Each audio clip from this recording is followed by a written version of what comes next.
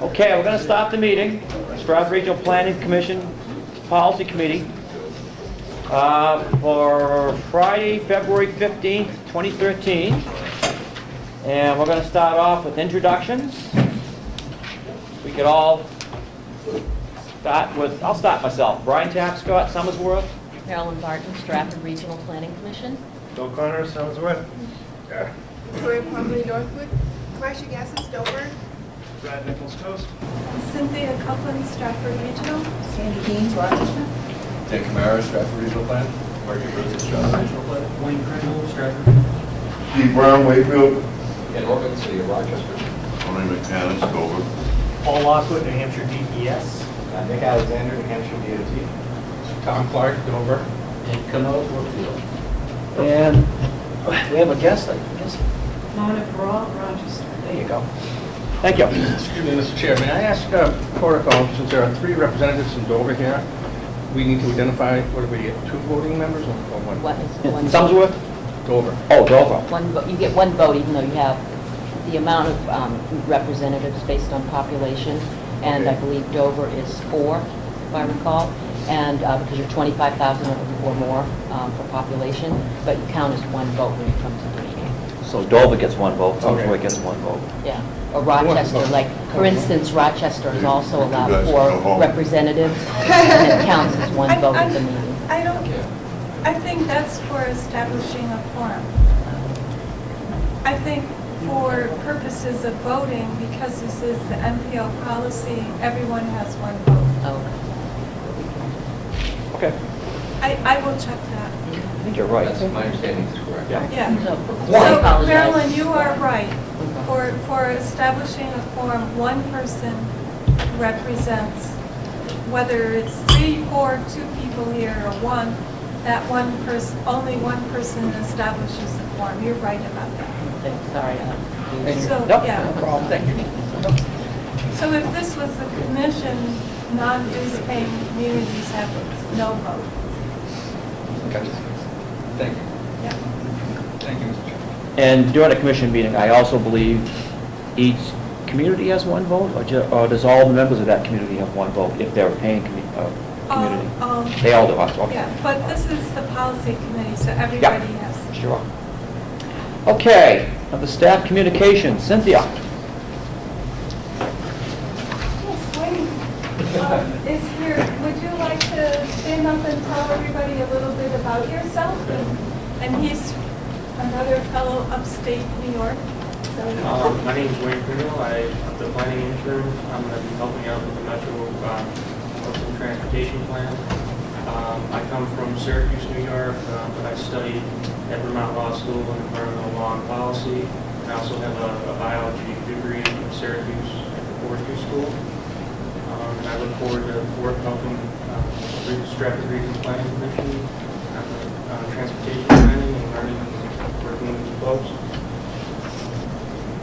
Thank you.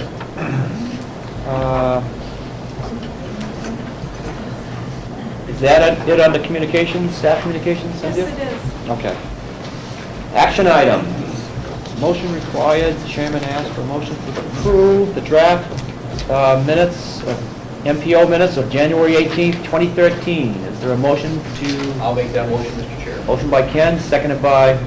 I'll second. Okay. Tom Platt. All in favor, say aye. Aye. Opposed? We have it. Moving on to discussion items. Unified Planning Work Program. Mark. All right. Back to updating the Unified Planning Work Program for the next 2-year cycle. The Unified Planning Work Program, those of you who may be new here, is basically our scope of work for how we're going to use the federal funding we get to perform our transportation planning responsibilities here in the region. And so this scope of work outlines what we would like to do over the next 2-year period. So this is the 2014-2015 version of the Unified Planning Work Program. And this needs to be in place so that we can sign a contract with New Hampshire DOT. Last time we did an update of the Unified Planning Work Program, we went through a pretty thorough process with New Hampshire DOT. We created a work group. We revised a lot of the structure of the program and also what our goals were within the program. So this iteration of the document hasn't changed a whole lot from the one we did for the 2012-2013. There are a few new categories and tasks, or a few new tasks in there that help us meet the new Moving Ahead for Progress, the 21st Century goal that was released last summer. But in large part, it really hasn't changed a whole lot. Part of our goal this time was to add a little bit more flexibility and to address some of the things that we knew were missing in our last Unified Planning Work program. So I'm going to quickly run through the scope of work here, just really highlighting the changes from the last document. If anybody has any questions throughout, please just interrupt me and we can go from there. And just as a note, this document is going to be available online today at our website. We'll be working with Kyle to get it posted. It'll probably be right on the front page, so everybody can check out the folder. All right, so this is what we have here is basically, it's also one of the handouts today. This is just a reference sheet for what the different tasks and subtasks are that we're going to be pursuing. There's a more in-depth discussion about each one of these if you go further down in the document. So if you have more interest, yeah, please check it out online. So in our first category, we made a small change to 102 by including certifications, compliance, and reporting. The purpose of this was really to allow pretty much administrative reporting that's necessary for federal highways and organizations that we're beholden to. The next one down is performance measures. Now this was in the original, or this was in the 2012-2013 version of this document. We've added targets and reporting. Basically, performance measures are a new requirement. It's outlined in Moving Ahead for Progress in the 21st Century. In the 100 category, this is really more about the reporting side of things. Performance measures haven't been outlined exactly by the federal government at this point. We have a pretty good idea of what those are going to look like. Probably quality of road, or road condition, condition of bridges, some other important measures in there. And this task is really for the reporting side of things, not the data collection or the data analysis that we'll be doing with the pair to send out.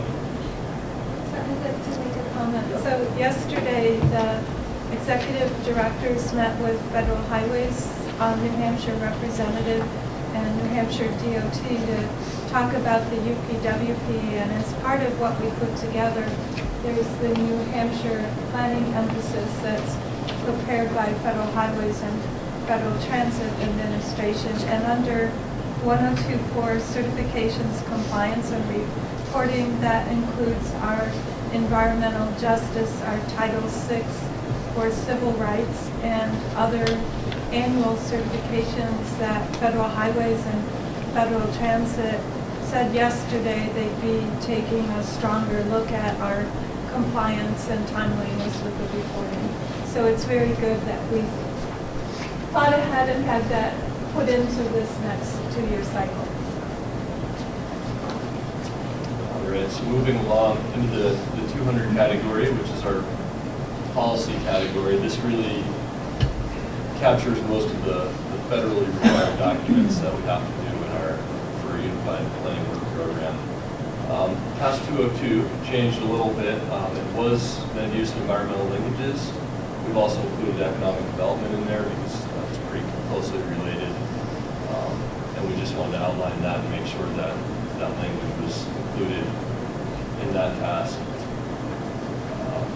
Moving along. Can I ask a question about that 201.1? Absolutely. Yes, sir? Yep.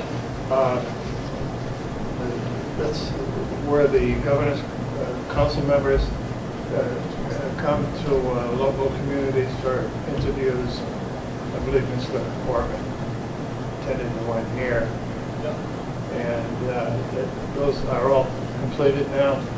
The GASIT, that's the Governor's Advisory Council on Intermodal Transportation. It's really also the GNC, which is the Governor and Council. It's the same body of folks. Basically, how the 10-year plan works is, right now, we're currently going through, or actually we're soon to be going through the project prioritization from our region to add projects to the new 10-year plan, which is coming up this summer and fall. We're going to be working on that. The GASIT starts up, GASIT process and the GASIT hearings start up usually in around September. And they hold, I think last time they held 27 meetings around the state to basically get the local perspective on the projects, to have a discussion about transportation needs, and to do some fine tuning to that draft list of projects. We go through this process, and in November, once the meetings are all pretty much done, the GASIT, 5 GASIT members take a vote on the draft plan to send it to the governor, I believe. The governor signs off on it, it goes to the legislators, and then they sign off on it, and I think it goes back to the governor. So we actually haven't started this portion of the GASIT process. It's probably going to be get rolling in late August, early September, and we'll certainly have more information at that point. We encourage everybody to attend those meetings to voice their views on transportation. Thank you. So back to the list here, moving along. The next biggest change, I think, in this category is in the Metropolitan Transportation Plan. Last time, we basically had the project portfolio or transportation projects database down here, included in here. Our initial effort was to get all of our long-range projects put into some sort of database. We've accomplished that. And so we wrote this task out to allow us to continue doing that, monitoring, tracking projects, adding new projects, so that they're all on the computer and they're all as useful as possible. And being part of our GIS system, they really allow us to compare them to wetlands layers and all different kinds of layers, conservation layers, partial data, to make our whole process of evaluating projects more efficient and hopefully do a better job so we have a better understanding of, is this project feasible before we push for it to go and get funded. Moving along, in the 300 category, not a whole lot has changed. The most notable change is category 306 is now MPO coordination. In the past, this was kind of broken up into 2 different MPO categories. We thought, or tasks, and we thought it would make sense to combine those. One of them was the 5 MPO coordination, which was basically talking about MPOs along the I-95 corridor from Portland down to Boston, and we were part of that group. Basically a little bit of coordination, so any of the improvements on one section of that I-95 corridor, whether it's the rail corridor or the highway corridor, that we're all talking and making sure that our plans are integrated and working against each other. The other task that was there before was bi-state coordination. We work pretty closely at times with the Kittery area, something transportation. Transportation study. Yep. And so this is our, I guess, the MPO that's just over the border into Maine, covers the whole Kittery area and down by York and that whole area. So we've combined those two. It's allowing for the same exact work products out of it. It's just now consolidated a little bit within our scope of work. This task has changed quite a bit, the 400 category. This is really focusing on our data collection and data analysis. This ended up being a bigger part of our organization, I think, over the last 2 years than we had anticipated. We've really been working hard to get a lot of the baseline data digitized and put onto our GIS system, so things like sidewalks, culverts, understanding traffic delay a little bit better, a bunch of other things that we thought would be helpful for understanding our projects better, our transportation system better. We're not in this category. As we're moving down, not a whole lot, in the first little bit has changed. Traffic counts are the same. DOT asks us to do traffic counts every year. We also have some space for supplemental traffic counts, which come from communities, requests for traffic counts. 402s remain the same. This is basically a federal form that we're required to do every 2 years. The GIS hasn't changed. Demographics and socioeconomics hasn't changed. Moving down, the first one that's changed a little bit, we've included performance measures in this category. Also, this is really focused on understanding how we're going to be collecting the data, actually going out and doing the collection of the data, and then also analysis of the data for reporting purposes that we anticipate we'll need to do in the future. The next category, 408, is a new one, and I think it's a pretty good category. One of our goals, again, is collecting baseline data so that we can start measuring changes over time. So some of the things we have in here, culvert assessments, which we've been doing for a few years now.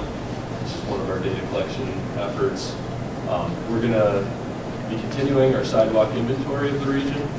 There's only a handful of towns that actually have sidewalks in the region, but we want to understand that whole sidewalk network. So if there are gaps in the sidewalk infrastructure, if there are areas in the sidewalk infrastructure that don't meet ADA standards, a number of other factors, but really it's a piece of information that's going to be helpful for doing a lot of pedestrian planning, understanding connectivity and access to a lot of services and businesses in the region. And so I thought this would be an important piece of information to have. The commuter corridor access point inventory, this is something that Greg was working on last year. And we're continuing to work on it with District 6 right now, doing some quality assurance and quality checking on our information we have. This is basically, we took a look at the primary commuter corridors in our region. So those are 108, Route 4, Route 125, Route 9, a couple of other roads. And we wanted to have a better understanding of how many driveways, how many road crossings, how many access points are there on these roadways. One thing we know is that the more access points you have, the more congestion you create. Oftentimes, the more access points you have, the more potential there is for having traffic accidents on the roadway. So it slows things down and it causes safety issues. So we want to get a better understanding of where we have a lot of access points, how that correlates to safety on the roadway, and hopefully will help us identify projects that, maybe instead of the pole, redoing a road or widening a road or something, we can address the access points and make the road safer and flow a little bit more smoothly and address some of these problems more efficiently and with less money. Do you have a system of collecting accident data? We do some crash data reporting. I don't know. I think it's something that we're working on with DOT to improve the reporting of it. They're another one that's involved in this.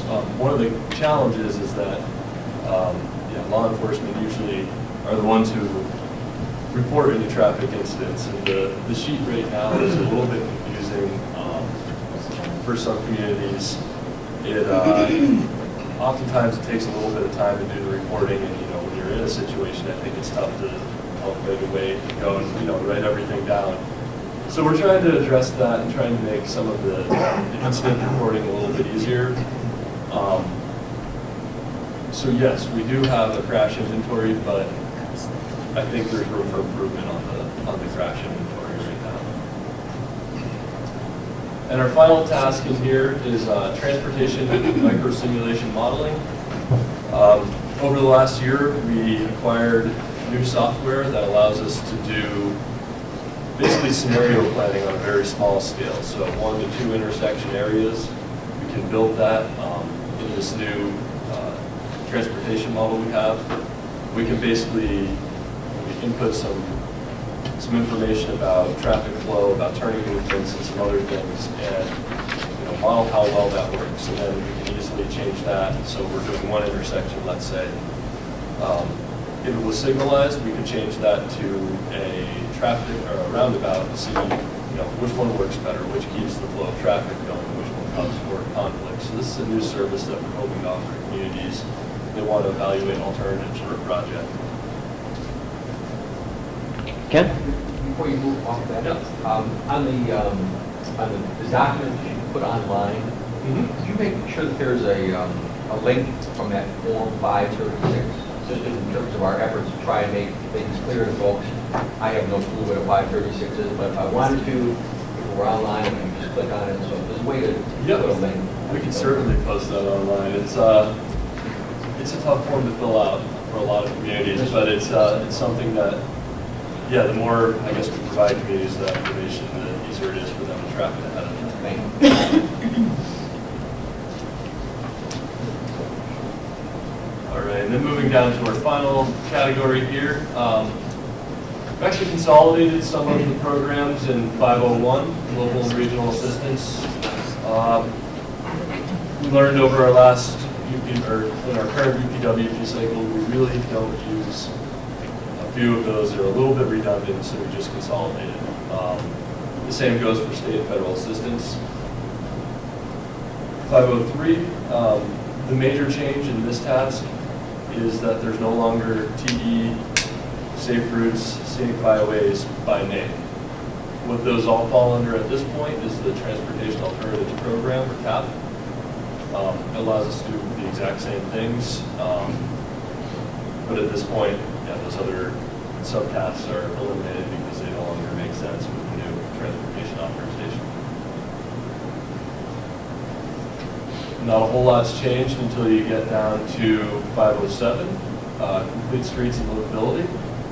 We wanted to include these two keywords because they're important in map 21. They make it part of the new transportation authorization, moving that for progress.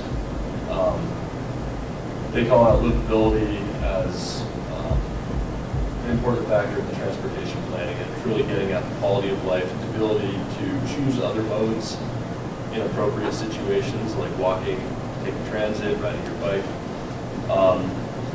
So we really wanted to expand that a little bit, allow us to do some more education about complete streets, what that is. For those of you who don't know, it's basically where appropriate designing streets that serve all users and not just motorized modes.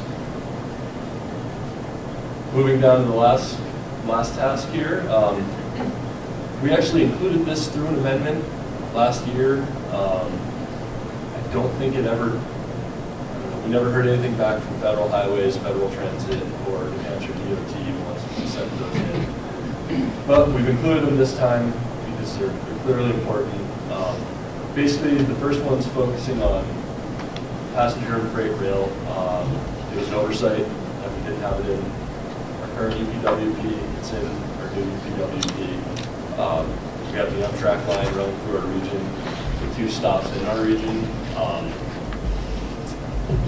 We also have some freight rail running through the region. I think we also have some freight rail opportunities in the region, primarily on the North Coast line, which actually runs right by this building out here.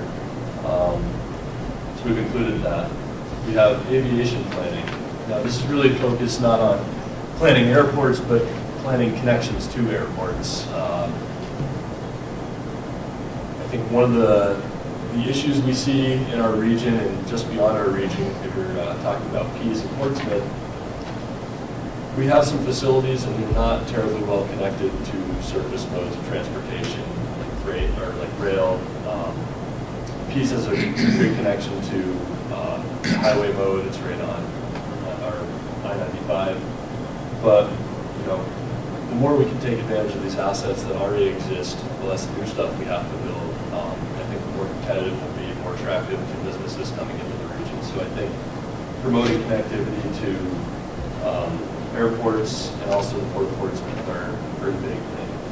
Another note about the port, New Hampshire putting an awful lot of money into widening the bridges that go over Piscataqua, and we don't have great port connectivity by rail or by highway. So one of our goals is to promote that connectivity so that we can really get the most out of those assets that New Hampshire already has.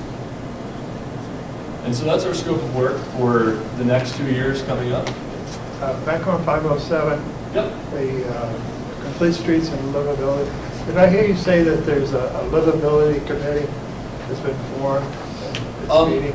I think for the Granite State Futures project, it's not a livability, I guess, exactly, but there are a number of committees that are focusing on topics that, I guess they're all related to livability. And I guess, yeah, so none of them are specifically livability, but I think put them all together and they're all related in some way to livability. So we'll be working with those committees, both for the Granite State Futures project and the Metropolitan Transportation Plan development that we're working on now. Yeah. That's all I have for, oh, actually, I'm sorry. So I'll just run through this quickly. We have some graphics and information here. I'm just going to skip on down. Yep. Go ahead. The governor has included income from a casino license in the fiscal 14 New Hampshire budget. Is there any indication to the planning organizations where that's going to go? Yeah, I read the governor's speech yesterday. I'm really thankful that Michelle copied that out for me. And my understanding of where the casino money would go is mental health and helping the disabled, some of those health and education functions that were cut tremendously in the last couple of budget cycles. So I didn't hear transportation, but at the end of the speech, she said that she understands that transportation infrastructure needs to be in place in order for us to be economically competitive, and that she would listen to any reasonable measures that look at addressing, fixing our infrastructure situation so that we have local state match for the federal funds. I would, thank you. I was thinking, I've been working on the casino plans in Mass, but I work down there and I live in New Hampshire. You know, the 4,000 employees who go to a casino, the mitigation that happens wherever they end up, whether it's in Boston, there's 3 going to Massachusetts. It's significant. And if the casino comes into this region, it's going to have a major impact on infrastructure. The way they're looking at it in Massachusetts is get money out of the company, millions of dollars, to mitigate already existing transportation issues. So it bears keeping an eye on. My guess is they don't know where it's going to go because they'll have to bid it out. But the fact that she's relying on the fee, which in Massachusetts is $5 to $10 million per casino, just to play, just to submit a bid, it's good to keep an eye on that because one of the locations mentioned sometimes is around the seacoast area. That's all. I wasn't thinking of where the money. I think it's. I'm not a big fan of GAN, but I understand why we need the money. I really don't support it because of that. I would urge you to read her speech. It's you know, I think it's very clear what her intentions as governor are. One of the casinos could be right on the New Hampshire border, for example, which would have an impact. The community colleges in Mass, from the president, I have an exclusive contract to train the people that are working in the casino. That's how I got it. I mean, there's thousands of them. I mean, really, it's amazing how big those operations really are. There are cities unto themselves. And, I'm very familiar with gaming. I'm saying that apparently no one's took it seriously until it appeared in the governor's plan. Governor Hassan has said this all along, and I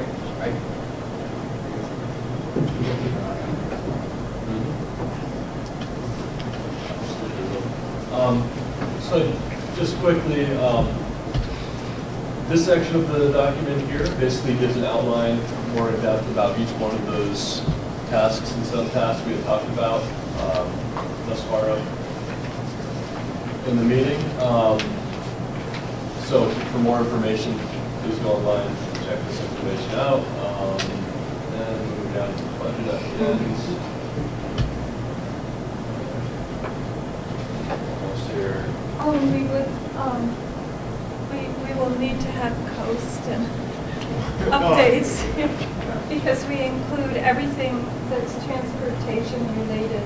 Receiving federal funds goes into our budget, so we want to submit for your approval, for your consideration and approval next month on the 15th, because it takes 2 months to get through executive council approval. So if we go in March 15th, we'll be at the May meeting, and there's the May and 2 meetings in June, and we want the contract in place before July 1st. Thank you. And Cynthia, would you like to go over the budget? Sure. You're probably most familiar with our budget here.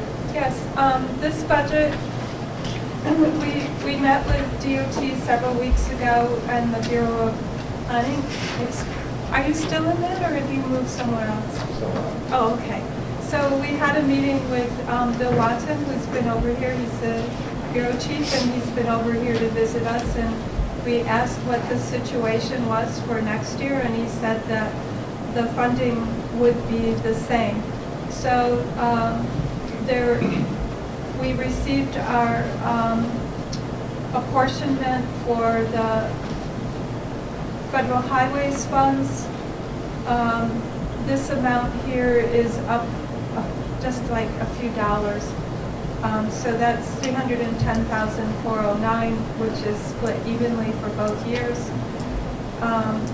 As you can see, this is 80-20 matching, and we're using, again, for this next budget cycle, we're using the toll credits, and yesterday Bill Watson and Lee Levine of Federal Highways were meeting with the executive directors, and Bill confirmed that we're still eligible to use the toll credits.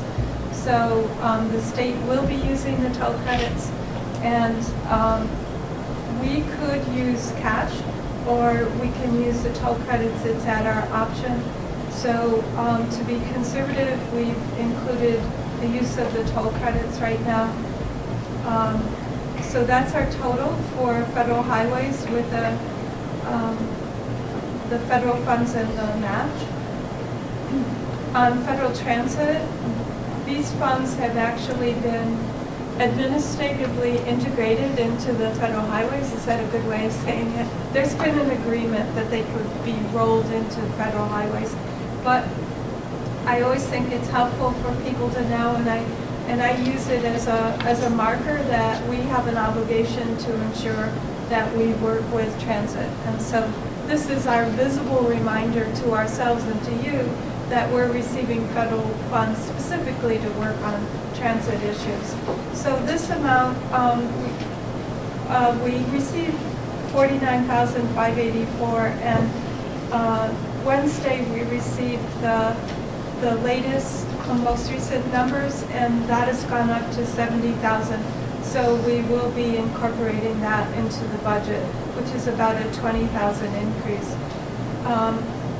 So when you see this next month, there'll be some slight adjustments up. And again, we're using toll credits for this. It's an 80-20 match. So our total budget is just under $460,000 for each of the years.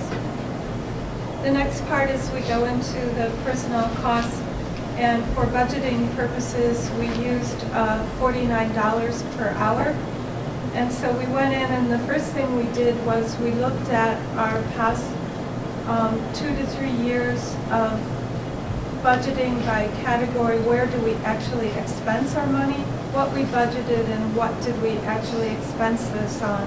So category 100, which is admin and training, even though that is increased, we're still keeping it.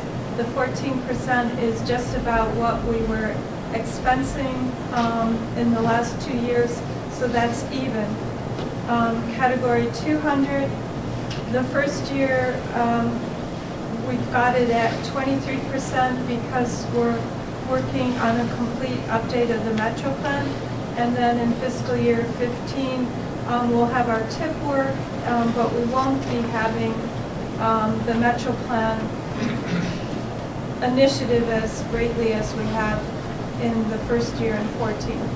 In category 300, essentially this is our meetings with the technical advisory committee with representing the MPO and the policy committee, other meetings like that, and this is staying pretty much even at 17 and 16%. Category 400, we've had a very large increase, and this is based on our moving into the field of performance measures and getting in place our data inventories and setting up protocols, setting up training manuals, and understanding the methodologies and how we're going to do quality assurance, quality control on these. So this is a major effort on our part, plus doing our modeling and keeping up to date on that. In category 500, it drops down in fiscal year 14 because we're going to be focusing on getting our Metro Plan updated, and then in 15 it goes up, and that's so that we can focus on the implementation. So we shifted from preparation in 14 to implementation in 15. The next area looks at non-personnel costs. We have areas of staff training, conferences, and seminars that is staying even. Memberships is even. Indirect cost rate, that's if our rate, say we get 100% indirect cost rate and our actual rate is 110%, this money is set aside to make the adjustments. If we billed out at 100% and it was actually 90, then we owe back. So this is if the error is in a plus for us. So travel is pretty normal. Meeting and advertising, this is all the ads going into Foster's. Office supplies, it's very minimal. Postage and delivery is FedEx and UPS. Traffic count equipment is replacement of the counters.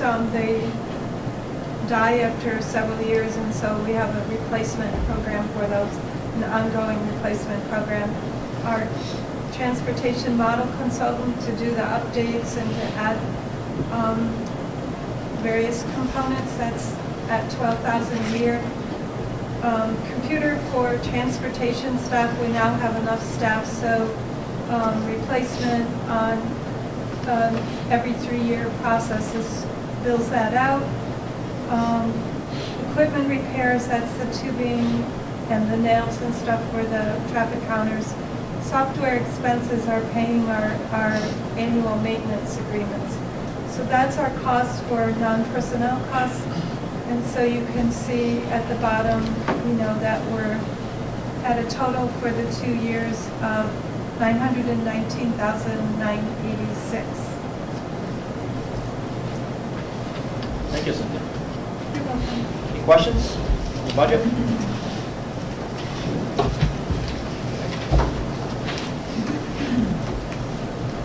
Right along, the 4.2 Transportation Improvement Program Amendment. Mark? All right. So in January, we were given we worked with New Hampshire DOT and the other New Hampshire MPOs on the First Amendment to a recently approved Transportation Improvement Program. What we have up on the screen are all the projects that will impact this region. So I'll run through the projects quickly and just talk about the changes or why they're in this amendment. The first project is the parent project, part of a group project for the Durham to Newmarket bike shoulders. This section of the project, it was an oversight. It just wasn't included in the Transportation Improvement Program. So it's being added as a new project, but it was really an existing project.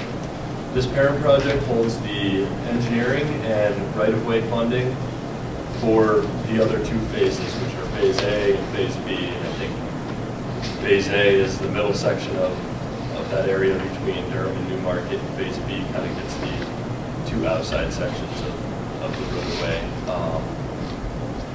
UNH Bus Livability, this is another group project. This is 3 small grants that UNH received from FDA for bus livability projects. I believe one project is a bike kiosk, which is basically somewhere on campus to hang bikes up. There's a lot more cycling going on campus. Another project is for transportation, or a study, I think it's a feasibility study for an extension of the train station that they have down in Durham for the Amtrak. The third project is basically creating, I believe, connectivity to a bus stop, so probably creating some sidewalks to connect to the rest of the sidewalk network on campus. There are a number of statewide programs that are new. Once again, these 2 statewide programs should have been included in the original TIP. They weren't in the list of projects we got to include in the TIP, so they're being included now. The first one is interstate maintenance, pavement preservation, and the second one is complex bridge inspection. These benefit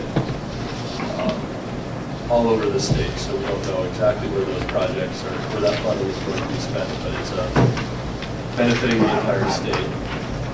As we move along, the rest of the projects are already included and they're having slight tweaks in Amendment 1. So the first project is the Farmington Bridge on 153 over the Cocheco River. Basically, more engineering phases were added to this project, and there's a slight cost increase for the project overall. I think there's some question of, is the bridge wide enough now? Does it need to be a little wider? Does it need to have sidewalks? So those things are being sorted out, and that's why you see the little cost increase here. It goes off Route 11. What intersection is that? They just put a stop in. Yeah, well, it's before you get to Farmington from Route 11. It's that stretch before you get to downtown Farmington. That's right there. Yep. The second project is the Newmarket to Newfields bike shoulder project. This is a project that was before quite a while ago, I think by the district. It's entirely funded by state and federal dollars. Basically, it's adding engineering and right-of-way phases for 2013. We're hoping that this project gets rolling pretty soon. In a minor amendment that we had this morning, the construction phase actually got moved to 2014, so it's allowing a little bit more time to get this project done also. Moving along, we have the Rochester Strafford Square intersection. This project's been on the tip for a little while now. And at this point, it's adding funding to acquire right-of-way in 2013, which I think is probably happening pretty soon. We expect construction of this to stay on pace for 2015. Moving down, we have the Park and Ride. Construction funding was moved. Some of the construction funding was moved to 2014. The overall funding for the project has gone up, and basically what this shows here is it breaking out the turnpike funding that's this project is receiving, and then also the congestion mitigation air quality funding that's funding the other portion of this project. So yeah, there's a pretty significant cost increase and a delay for that second construction year. We still anticipate this project to be built this year. I believe the remaining projects are statewide projects, and these are just, again, some adjustments to total funding for these projects. The first one is the municipally owned bridge rehabilitation replacement project. These projects, you'll notice, are a lot of projects for, I guess, preserving and maintaining the infrastructure that already exists, not building new infrastructure. This is one of the big emphases of DOT at this point, is really making sure that all the infrastructure that we have is in good condition. So they're adding a little bit of money to the municipally owned bridges. Next one is pavement resurfacing, rehabilitation, crack seal program. Again, slight money increase. And the last project on here is the secondary system reclamation rehab. This is basically taking those tier 2 roads, so not a New Hampshire 125, but maybe a 153, and investing, or it looks like they took a little bit of funding away from rehabbing these roadways. And that's the entire amendment. So all the projects in the amendment that will impact our region. So if there's any questions about those, I'd be happy to do my best to field them. So Any questions? We're in a public comment period. Yeah. Oh, yeah. We started a public comment period for Amendment 1, February 11th. The public comment period is closing March 15th or 14th, and we're going to have a public hearing at the next policy meeting on March 15th. So next month we're going to be looking for policy approval of Amendment 1. Any questions or comments? Okay, I do have a couple. I don't remember seeing projects added that have been inadvertently sort of missed before. So is this something that typically happens, or is this a new phenomenon? It does happen sometimes, like the UNH Plus Livability Project, for instance, that was awarded probably after we got the final list of projects from DOT. So, and it has a deadline for when UNH needs to spend that money down, which is September 2013. So that really needed to be added in the short term so that UNH can have time to spend that money down and complete the projects. There are some oversights. I think DOT is still working off the 3 databases of projects, which is changing soon. We have the STIP RMS system, which is a resource management system for all the transportation projects. Not quite up and running yet, so there are occasionally some oversights. And with Amendment 1, that's where we try to address a lot of the major ones and get those projects back in. We still have to do financial constraint, make sure everything is constrained by year so that we have enough funding coming in to pay for it by year, which is, I'm pretty sure, why you see the Rochester Park and Ride funding get split out into that second year, is to maintain financial constraint for the 4-year period. Yeah, I think some of the other ones were just probably oversights. Initially, they weren't in the list of projects that we had, but again, you're trying to pull from 3 databases and get the same information. It can be challenging. Yeah. Just as a follow-up, the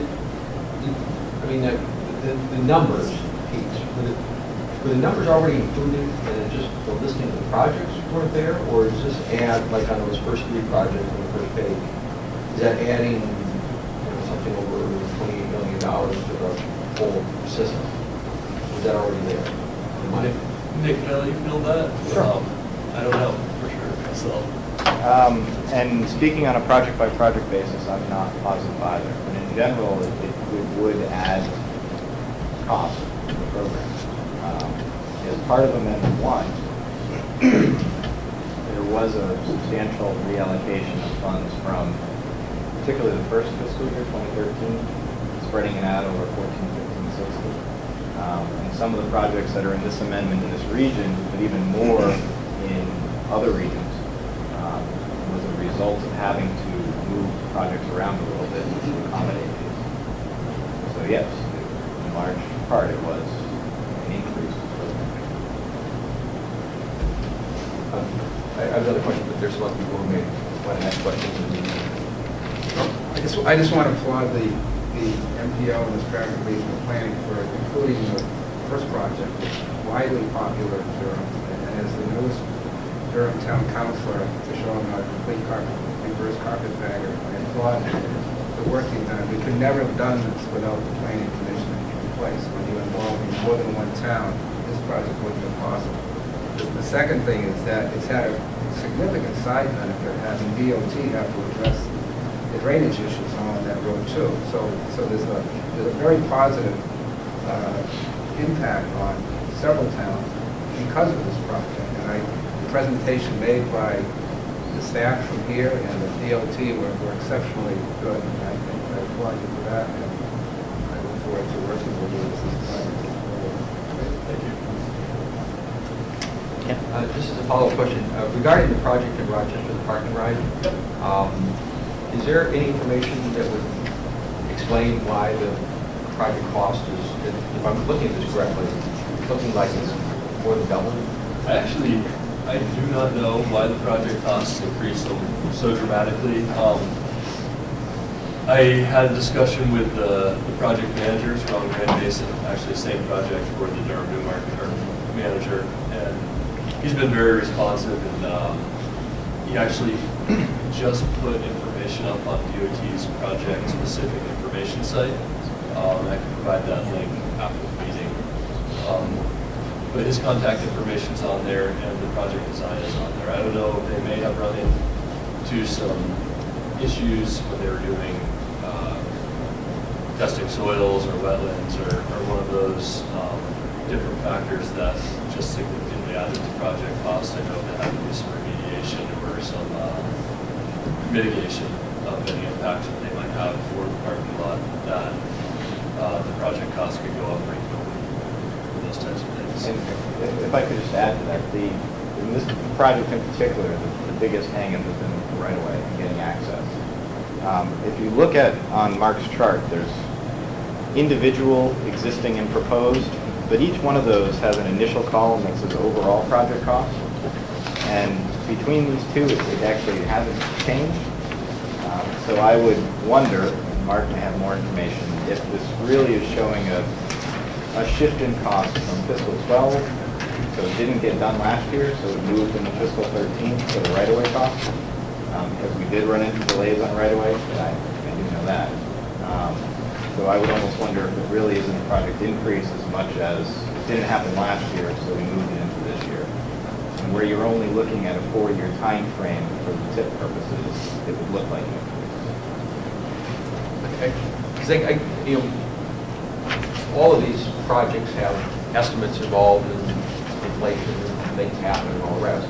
It just seemed like a really hard, for my purposes at least, it would be helpful maybe at our next meeting to be able to have a little bit more of an explanation of what's going on there. I mean, this is an important project from Rochester's perspective, but we also are pretty fiscally conservative when we get worried when it looks like things are changing so dramatically. Any other questions, comments? Mark, when the projects increase, some of these increases are pretty dramatic. Where does the extra funding come from? If you could explain that. I don't always know. I don't always know. It's probably the best answer I can give. There may be some funding that we may have been under budget on that revenue to expenditure or program funding balance. We may have had more revenue, especially in later years, that we hadn't used all of that funding. Some of it could be bonds, some of it could be more turnpike funding. The turnpike program is not captured in our transportation improvement program very well, but certainly not their revenues by year, which usually they are pretty significant. Another source of funding that sometimes cannot, isn't shown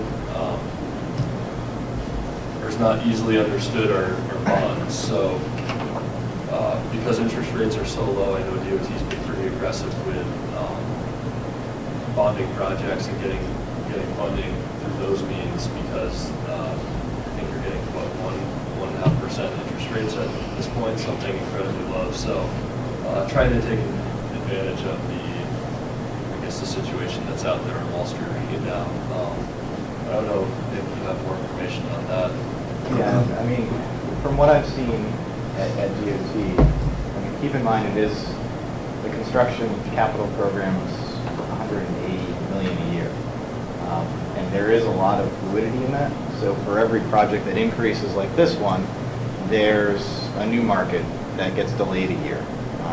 So a lot of times it's shifting timelines of projects that allow project increases to occur without a big impact.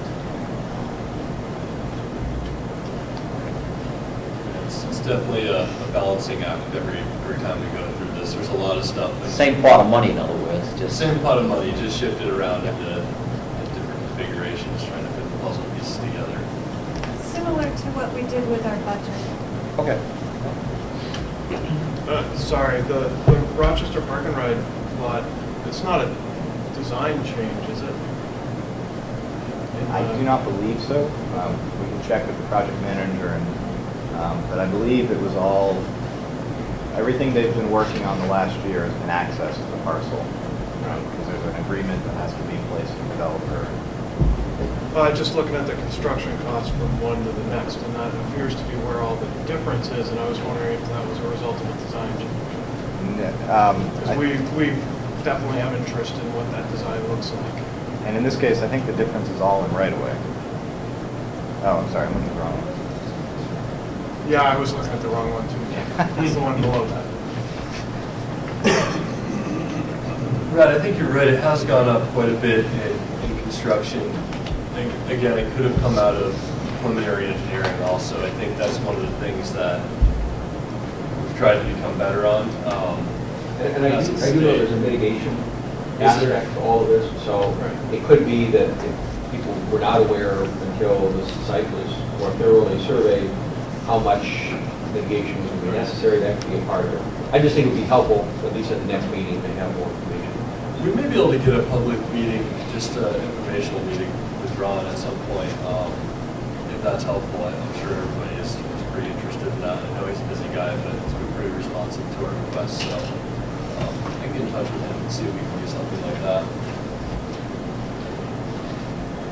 And we have had public meetings for the Dover Park.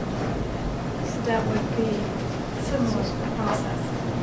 But again, the design, as it stands today, is on the DOT website. I encourage people to check it out. They've done a pretty good job.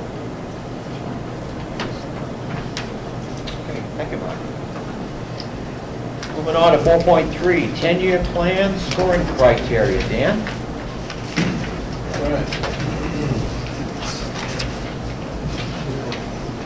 Dan, before you start, this was the same item that was discussed last month, was it? This is, and there's been some slight changes, some new developments, still some unknowns. But let's see, let me just this up real quick. But yes, getting to what you were just talking about, this probably looks pretty familiar. We handled this out of the last policy meeting.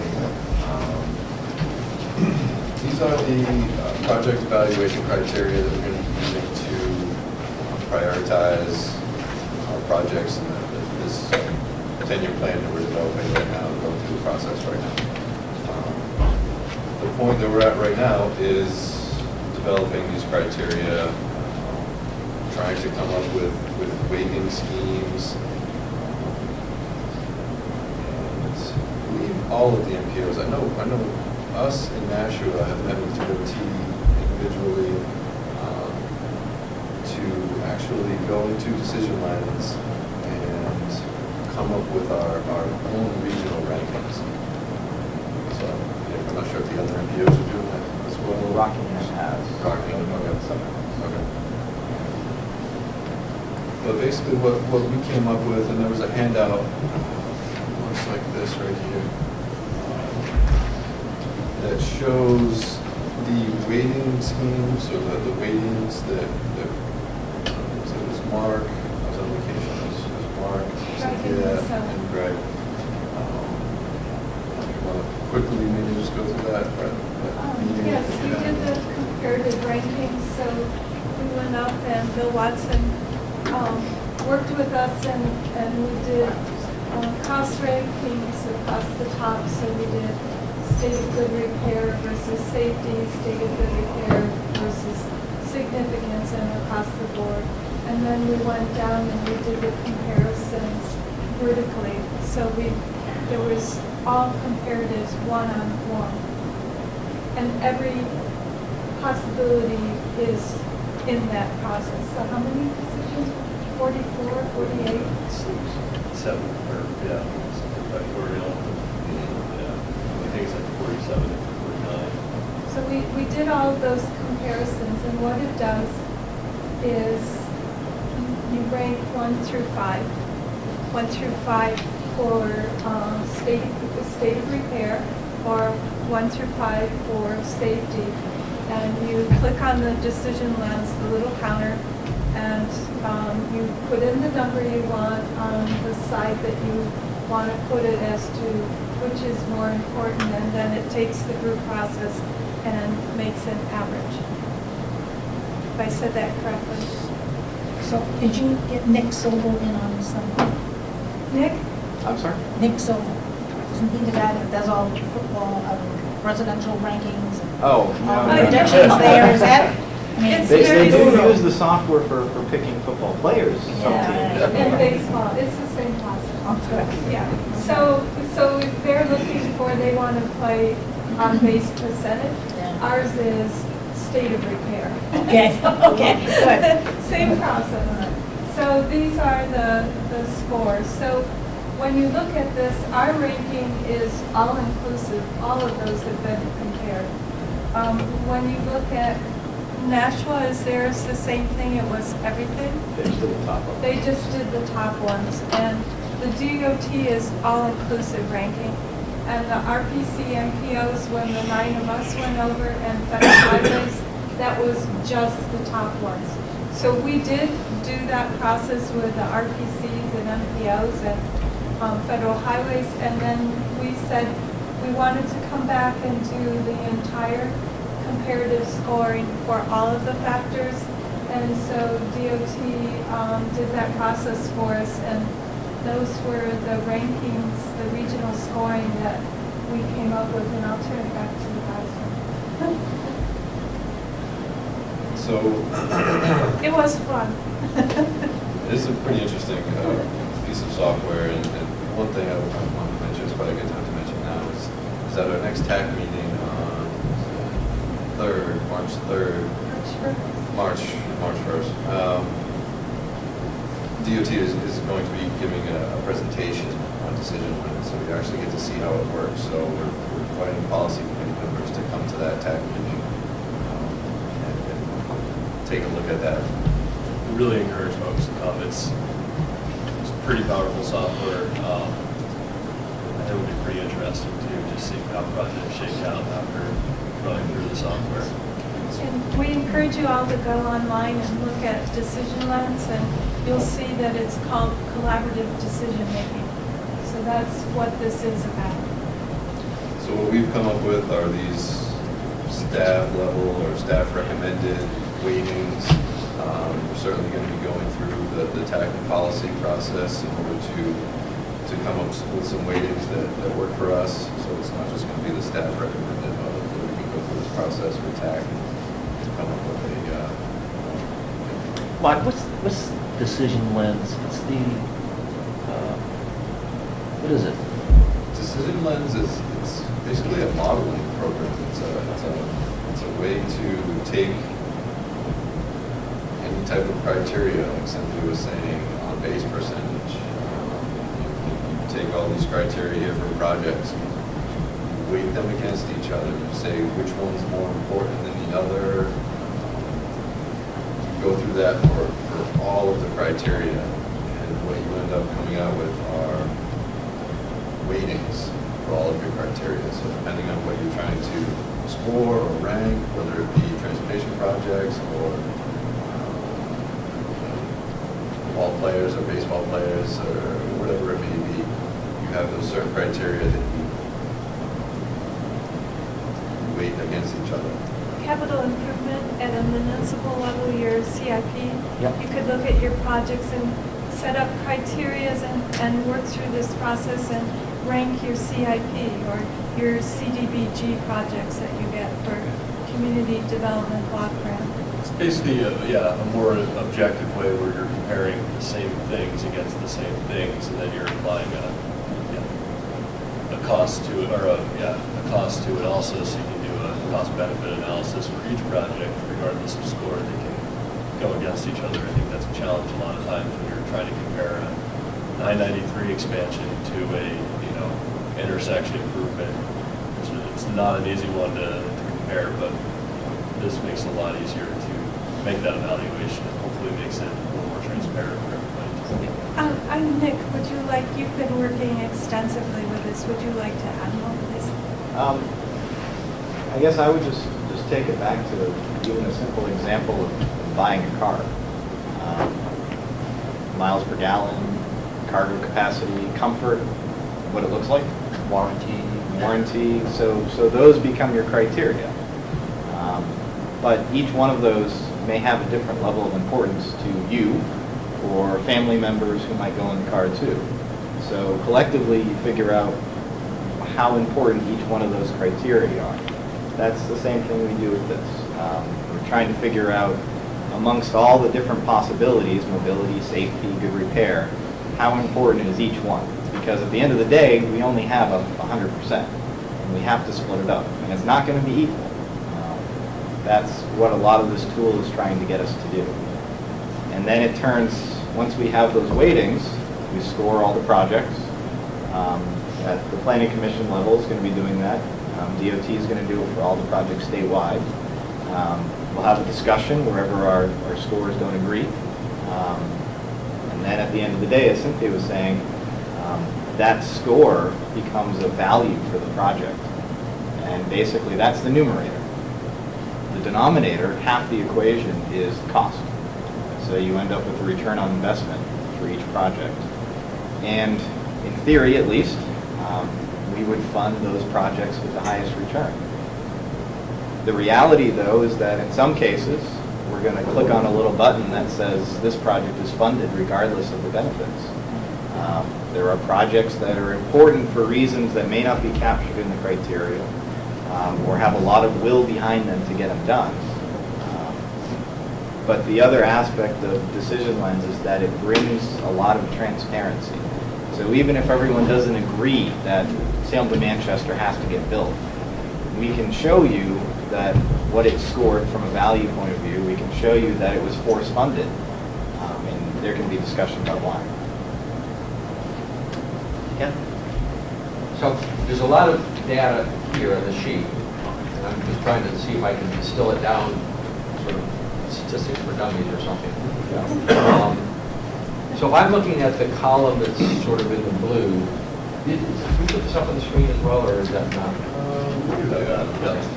So if we look at the column in the blue, what I'm, on a global perspective, I'm seeing that to the extent that this Regional Planning Commission said what are the most important things we ought to be looking for in projects that are submitted in the competition end of things, is state of repair, safety, and mobility. Am I understanding that correctly? Yep. Okay. And I'm also looking at the fact that those top three also seem to be the top three from national, for whatever reason that's in there. But at least from DOT's perspective, and if you put all of the regional planning commissions together, that those top three end up being the top three. Am I understanding that correctly? Okay. And then we've got the other 1, 2, 3, 4, the other 5, and there does seem to be a lot more variability in terms of different regions ranking things in different ways. And it would appear to me as though the one where we, in the end, DOT makes a decision about what the numbers are going to be, correct? So the one that we might have the most concern about, where there's the biggest difference in priority, is the fact that that our region has ranked the environment as sort of the next one after that batch of 3 that everybody seems to agree with. But DOT has that as tied for the lowest score. So that, the rest of them seem to be within a couple of percentage points of each other, but that seems to me the biggest place where we may have a different priority than DOT. My understanding kind of I think that was one of the goals of this process, was to gain a better understanding of the regional. I mean, each region in New Hampshire is different. We have different values, different needs, and part of this was having enough flexibility to be able to understand what's important to a region, and so we can have that discussion with DOT once it goes to DOT. It's not only our are we going to be scoring our own projects? We're going to be scoring the district projects, and I believe some of the DOT projects also. But So they're coming into our criteria Right. as well. But if I'm looking at this, what I'm saying is, to the extent that both we and DOT agree that state of repair, safety, and mobility are the top priorities, we're pretty much heading on the same track. We're pretty much parallel. If we're going to have discussions about, we think this ought to be treated differently, it's sort of going to focus on the environment piece. Is that a fair way of looking at this? I mean, that's what I'm taking away from this. I would say yes, and I think that right now we're at 1,000 comments in our Granite State Future, our regional plan update, and what's coming out very strongly is that people live here because it's a good place to live. It has an excellent quality of life. It has a beautiful place, the built environment and the natural environment, the recreation possibilities, and the location and proximity to Boston, the mountains, the ocean. People really like that, and that's important to them, and why they're here and why they stay here. The other part that we're hearing very strongly is, so that's us looking at the environment and where we're situated and what's important to people as a value. The other thing we're hearing is transportation issues are coming up as what we need to improve, and that's related very strongly to transit, to passenger rail, the bus system, the public bus system, the connectivity, sidewalks. People have it, they use it, they're maxing it out, and they want more. So also issues of congestion and safety. So improvements in the area are focused. So we try to reflect what it is that we're hearing In our region, yes, and the history of what is important to people that we've always been working on. So I think you think about some of our resources. The Great Bay is a pretty unique area on the East Coast, and certainly in New Hampshire, and that's its environmental value is higher than perhaps some of the places in I don't know much about the Nashua region, but I do know that they scored it a little bit lower than we did. Maybe they don't have those really key environmental areas that are a big factor. I'm sure the North End can score the environment probably right up near the top. Because they have, their whole livelihood is based on the mountains and the tourist industry, and you don't have your natural environment. It's for an even tougher time than they already are economically. So. we have 5 coastal rivers. That really. Just a caveat about the DOT store up there, that's not our final store. Okay. So we can Right, that was we can work with you. we went first. So now that all the planning commissions are undertaking similar things, I'm sure before our commissioner stamps approved on what our final store is going to be, he still has to go through this process, and we'll have all this information to share with us. They may go up to 5.4. maybe. Probably not. Just a quick note, if it was statistically challenged, it would be helpful to have the total. It comes to 100% if you add up the 21.3 through 5.4, have the totals, so we know what comes to 100. You know what I mean? Yep. Okay. Yep. It's those main. And I just added them up, and it does come to 100. How do you get 0.31? Oh, that was the. Anyway, I'm just saying, it would help. The other thing is, I can just tell you that people come to live in New Hampshire because of their perception of low-cost living. And then the other reason is that people come and buy second homes in New Hampshire, so we can talk to them and pay for the services and the office by citizens tax. But the great advantage in New Hampshire is still the perception, the reality of this low-cost place. You have to do the work, otherwise why would we line up with some of the region that's out there? I have a question. Once DOT gets the information back, do you do your analysis in a very objective way with the data, or is it more subjective?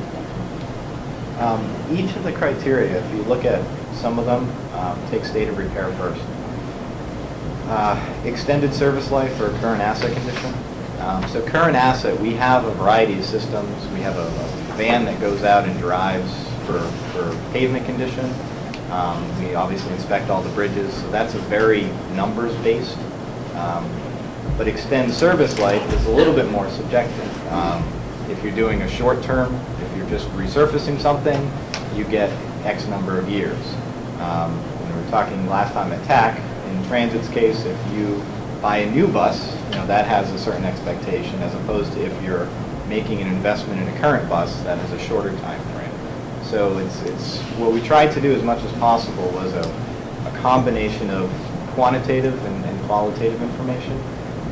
The other reality is doing this statewide for all the projects is a big task. And there is not, there's not good information if you go down to economic development, how each project affects the economy in the area. So that's going to be one of the more subjective ones. The environmental aspect, the whole quality issue, how do you factor that into your ultimate decision? Yep, and for environment, we're still working on exactly how we're going to do the scores, but because of the time frame, because of the number of projects, it may be something as simple as asking the question, for anyone who knows projects, there's really 3 types of environmental impacts that we have to assess, or the magnitude. So we may go to that magnitude level and say, is this does this project qualify for a categorical exclusion, which means the impacts by definition are very minor. Does it require an environmental assessment, which is the next step up, or is it a full-blown impact statement? That's something we can probably do for each project, and there would be broad agreement, I think, that along that scale, it's generally pretty obvious what projects will fall into each one. And then a bridge project would be looked at differently than a transit project, differently than a highway safety improvement, different than repaving, different than extension of new lanes. Any more comments, questions? So we really encourage you to come to the March 1st TAP meeting at 9 here so you can see the demonstration. Well, did I catch that correctly earlier? Was that going to be a final decision by the state also on March 1st? March 1st, no. They gave us an additional month, and so our projects are due in April 30th. Why? And we're receiving the state and district projects from DOT on March 1st. So March 1st is turning into a big day for us. And Almost like March on Madness. vacation. Can you send out an invitation to all the members of the NPO? Yes. So that we'll have all the details? Yes, Marilyn, he asked that we send out information on. Send out invitations to Oh, all the sure. NPO members to Yep, this I will TAC meeting? definitely. Thank you. Yeah, decision lens is a very good thing for transparency, and it would be a good idea to really put the information out to the public, because that would really be a good public outreach effort. Not just members, not just NPOs and TAC, it should be the general public, newspapers, everything. One of the things I'm really interested in actually is how the decision lens process is going to be communicated at the CASA hearings that are really aimed at educating the public on the process, because I think it would be a really powerful way to get engagement and gain trust with the public. It's a good thing for the state. My second question would be, is how much of this is going to be used at the member town level? Like, are all towns going to start using this so you could see how their CIP is going to work into the entire region, or is that? They could if they wanted to. My understanding is DOT has a 3-year contract. Right, so DOT has a 3-year contract. It's a license that we can use it for our agency purposes. It does not extend to community purposes. So for CIP level projects, obviously this is great exposure for decision lens if it works out well. But I'm sure they'd be willing to work with planning commissions or any community who is interested in using it for their own purposes. But you're going to have to pay for it. Yes, Yes. yes, but it is on the state contract. The software is part of the state. You can go to administrative services and. Right, but we couldn't use it in Rochester if we wanted to without paying for a license for ourselves. Yes, correct? exactly. But it is on the list of software with the, It's a pretty expensive license, or I'm guessing it's powerful software. They do licensing by the level of support they anticipate providing, so it's a very variable cost structure. Not knowing how much I can say about the exact cost, but for what we've seen and what we pay for at a state level for software, it was not overly expensive by any means. Yep. Any other questions or comments? Not? We'll move on to project update with Mark.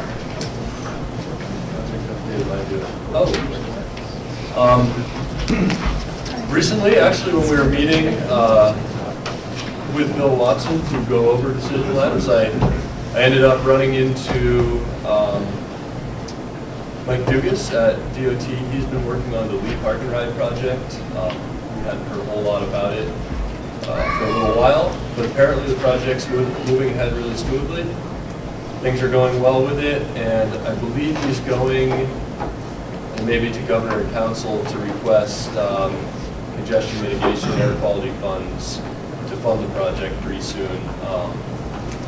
I think they've gone through a lot of the site review, I think a lot of the natural resources and wetlands kind of information, and things are going smoothly. So I think the next big step is to make an access agreement with Wentworth Douglas, which owns the current access off of 125 at the signalized intersection that comes to get into Market Basket. And yeah, it sounds like the project may be built sooner than expected, actually, which is, we're very encouraged by that. Any questions on that issue? Comments? Okay, hearing none. Move on to other business. Anyone have anything to say on other business? oh, I just. Oh, go ahead. Nobody's here from UMH. Oh, no. So. Project updates? Yes, it is a project update. The Rochester Durham Wildcat Transit Service starts on Monday. So It does. We're going to have a little sort of inauguration ceremony at around 7 o'clock in the Home Depot parking lot. A.M.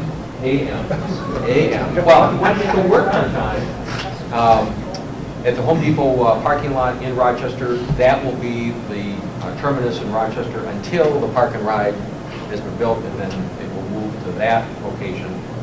I'm sorry. Oh, it's next Monday, the 18th. It turns out that my wife has a course that she's teaching Monday morning at around 9:15, so she and I are going to take the bus down, and hopefully there'll be some other Rochester officials there as well. But and then there will be a little ceremony as well when the bus arrives at about 7:45, I believe it is, in front of Thompson Hall. So if folks are interested in seeing how that particular route works out, you're certainly welcome to do that. It's an express route, so it's basically going down Route 125. I think there might be 3 stops total. 3 stops altogether at Park and Rise, basically, getting into Durham. So. Okay. Yeah. So are they going to stop on the side of 125 even after our annual meeting? A trial for now. They brought their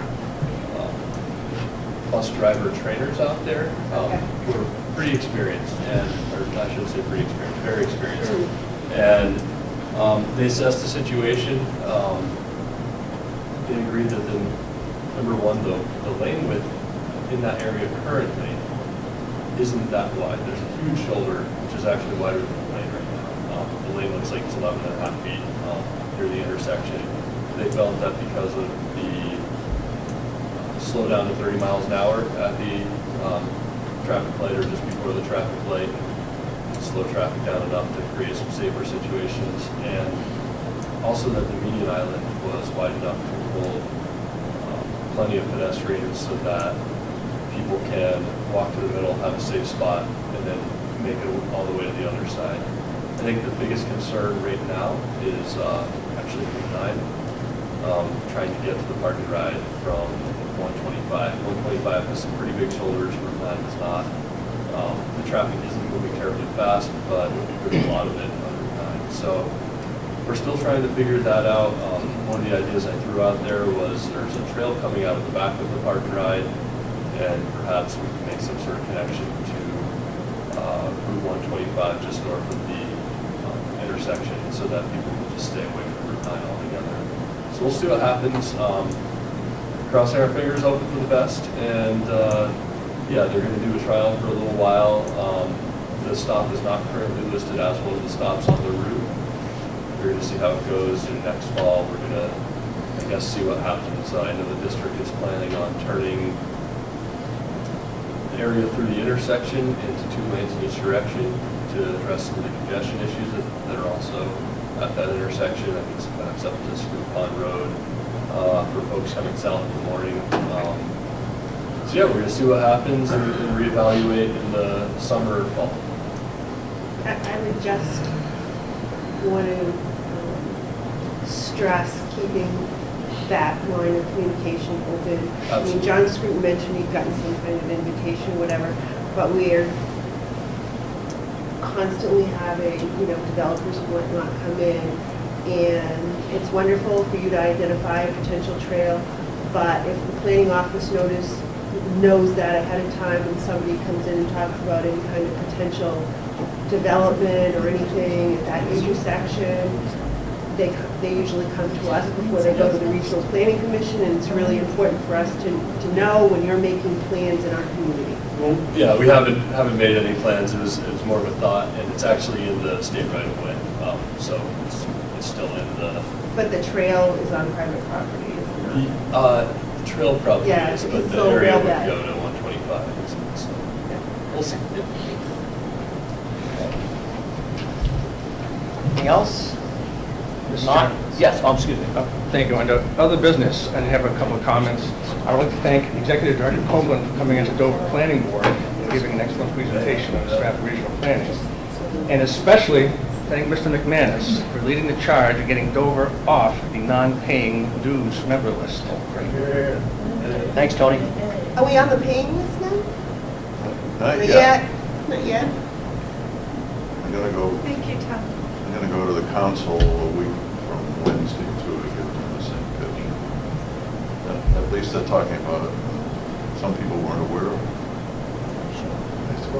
They need to take it out of the planning budget and put it into the general, is what they need. That's I said to them, I don't care where it comes from. But no, I'll go with you. Wednesday? Wednesday? You go next Week Wednesday? from the council. Yeah, it needs to come. Yes, even though it's relatively low dues for Dover, if it's just in the planning budget, it's a It's very high huge. percentage. It's huge. But if we take it out of that and put it in something else, Yeah. How much are you talking about? I think it's 19,000 this year. Yeah, it's not, in a planning department budget, that's That's a a lot. chunk. We're already taking Kurt Usby's help, like the Right. planner in Dover, so. Anything else under other business? I just had a brief question. On the 2013-2040 Metropolitan Transportation Plan document, it says in red, an outline for updating the planning document using the Granite State Future Framework for Consistency. Can somebody just explain why that's on there? What does that mean? Yeah, part of the Granite State Futures project includes a transportation component. So what that is a long-range regional transportation plan. So this would be equivalent to a community's master plan, except a longer horizon here, I guess. So looking out 20 or 30 years rather than just the 10 years. Because one's a regional plan and one's a transportation plan, really the goals as far as the vision should be the same. They should both be contributing to the same vision. You don't have a vision for your transportation network that wouldn't contribute to your vision for the region, let's say. So you have economic development goals, it's also going to involve a transportation component.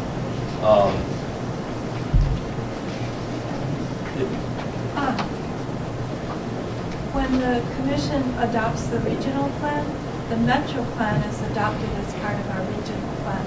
So essentially what that's saying is we're coordinating the efforts to make sure we're integrated functionally. So we're looking at the larger picture, just like Mark was saying. So if you have a town that has decided not to join Granite State Future, and you have one right next door that has joined already, you're just trying to make sure that it has to be the same, basically. It has to use the same consistency. Is that Right, so we have federal funds here, so we have to look at everyone, whether you pay dues or not. So if you want to put a wall up around Brookfield, you need to let us know not to collect data, and because we will. I mean, in essence, our region includes Brookfield. So it's your choice. We will consider you, and you will benefit. The data will be there. You'll be able to see, you know, you have your traffic counts. You know what your traffic counts are on your roads because we're obligated by federal contract to provide that service to you. So it maintains consistency. Yes, that's what we're looking for. Consistency, integration, and the ability for us to think comprehensively and long-term. So if you actually join Granite State Future or not, the consistent framework is going to be the same. Yes, because we're a metropolitan planning organization. Thank you. You're welcome. Anything else? Okay, if not, we'll move down to Citizens Forum. Citizens residing in Strafford Regional Communities are invited to speak once on the subject matter of this meeting's agenda. Statements shall be limited to 3 minutes. And anyone from the public have anything to say? Yes, I do. Okay. I just have a general question for the planning people.